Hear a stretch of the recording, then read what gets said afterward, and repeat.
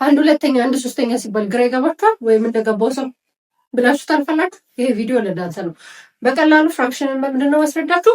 በፒዛ ነው። ፒዛ ዩዥዋሊ ስንት ቦታ ተቆራርጦ ይቀርባል? 8 ቦታ ይከፋፈላል። ከነዛ 8 ቆራጮች ውስጥ እኔ ለምሳሌ 3 ብበላ በፍራክሽን እንዴት እንገልጸዋለን? ፍራክሽን ሁሉ ጊዜ ሁለት ፓርቶች አሉ። አንደኛው ኒውሚኔተር ይባላል፣ ከላይ የሚጻፈው ቁጥር ሲሆን፣ ሁለተኛው ደግሞ ምን ይባላል? ዲኖሚኔተር ይባላል። ኒውሚኔተር የሚወክለው የተወሰኑትን ቁራጮች ከጠቅላላው ቁራጭ ላይ የወሰድነው ቁራጭ ፓርቶች ሲሆን ዲኖሚኔተር ደግሞ የሚወክለው ምንድነው? ጠቅላላ ቶታሉን ነው የሚወክለው ማለት ነው። ስለዚህ ፒዛ ቶታሉ ስንት አለ? 8 ቦታ ቆራርጠዋለን ብለናል። ስለዚህ ዲኖሚኔተራችን ላይ 8 ይኖራል። የበላነው የወሰድነው ደግሞ ኒውሚኔተራችን ላይ ይጻፋል። ስለዚህ 3 ከበላሁኝ 3 ጽፋለሁ ማለት ነው። ስለዚህ ከፒዛው 3/8 በላሁ ብዬ መግለጽ እችላለሁ ማለት ነው። እንደዚሁ 5 ብበላ የወሰድኩት 5 ከላይ ይጽፋሉ።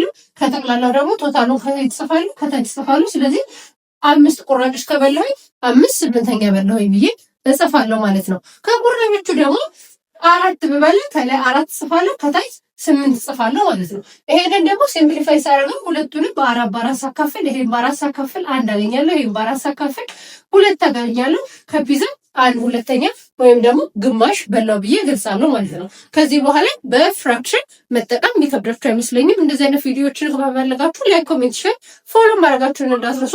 ቻው